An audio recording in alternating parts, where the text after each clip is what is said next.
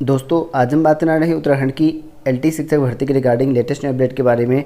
तो यहाँ पर देखिए दोस्तों, कोर्ट में केस चला हुआ था आपके 3-4 सब्जेक्ट का, जिनमें आपका यहाँ पर हिंदी था, फिजिकल था, कला और यहाँ पर सामान्य वालों का था।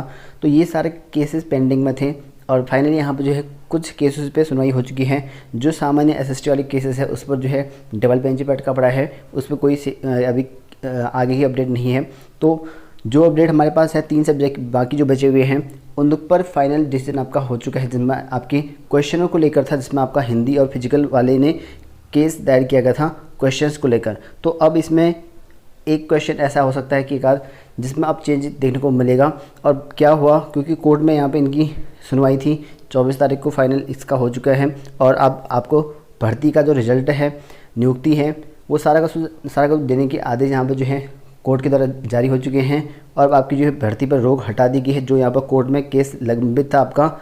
और साथ में आपको बता दूं कि यहाँ पर कोर्ट में जो सुनवाई थी, आपकी जो सीडीबी क्वेश्चन था उसमें जो है एक बड़ा बदलाव यहाँ पर देखने को मिल सकता है आगे को, क्योंकि जो यहाँ पर यूके ट्रिपल एस की जो एक्सपर्ट्स हैं ना, उसमें जो है एक प्रश्न को लेकर जो है विवादित हो चुका था सीडीबी में, जो कि हिंदी और फिजिकल वालों का पेपर था उसमें।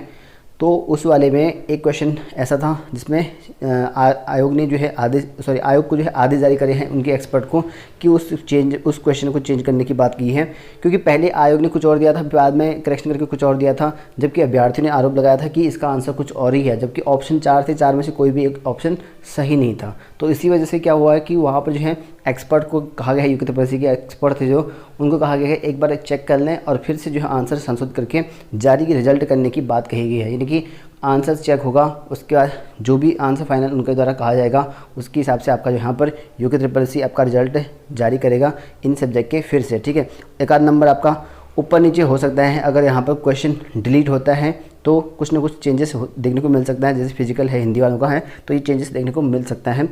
ठीक है, और बाकी जो है रोक हटा दी गई है, कोई रोक नहीं है। और आयोग का जो है अंतिम फैसला होगा कि वो किस हिसाब से करता है, ये जो है आयोग के डिपेंड में रहेगा। कि आयोग को जो है कहा गया है कि अपने निर्णय करने की बोला गया है कोर्ट ने, और कोर्ट के द्वारा यहाँ पे जो भी रोक लगाई थी वो सारे के सारे हटा दी गई हैं एलटी शिक्षक वालों के लिए, जो भी यहाँ पे प्रश्नों को लेकर गए थे कोर्ट में। ठीक है, बाकी ये चला हुआ है और जल्दी इसको लेकर अगर बात करें तो 30 दिन के अंदर ये आपके सॉल्व हो जाना है। और उसके बाद से आपका जो रिजल्ट है, रिजल्ट जो आपका होगा आपका, तो वो जारी हो जाएगा। और क्वेश्चन चेंज करना ही पड़ेगा उनको, क्योंकि क्वेश्चन गलत है वो बताया गया है कोर्ट ने, इसका आंसर सही करके या डिलीट करके जो भी निस्तारण होता है यूके ट्रिपल एस के द्वारा वो करेंगे।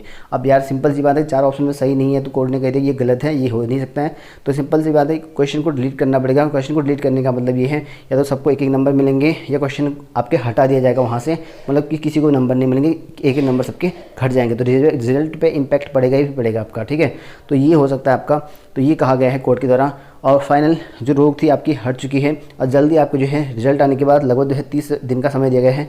उसके बाद आपका जो हिंदी वालों का रिजल्ट है वो जल्दी आपका जारी हो जाएगा और फिजिकल वालों का, और उसके बाद से आपकी जो है डॉक्यूमेंटेशन की प्रक्रिया चलेगी आगे को, और उसके बाद आपकी नियुक्तियाँ हो सकती हैं। ठीक है, तो ये है, और कोर्ट में जो है खारिज कर दिया गया है ये आपका जो केसेस लगा हुआ था कोर्ट में। ठीक है, तो ये अपडेट थी, ये शायद 2 दिन पहले ही आ गई थी, लेकिन थोड़ा सा मैं अपडेट लेट कर रहा हूँ यहाँ पे, क्योंकि मुझे पता नहीं था। तो अभी यह कोर्ट में जिनका केस हुआ था उन्होंने बताया, तो उसके बाद यहाँ पर आपको इन्फॉर्म कर रहा हूँ मैं। ठीक है, उस टाइम कई लोगों ने पूछा था, अपडेट नहीं थी मेरे पास, तो इस वजह से मैं थोड़ा सा लेट वीडियो बना रहा हूँ यहाँ पे।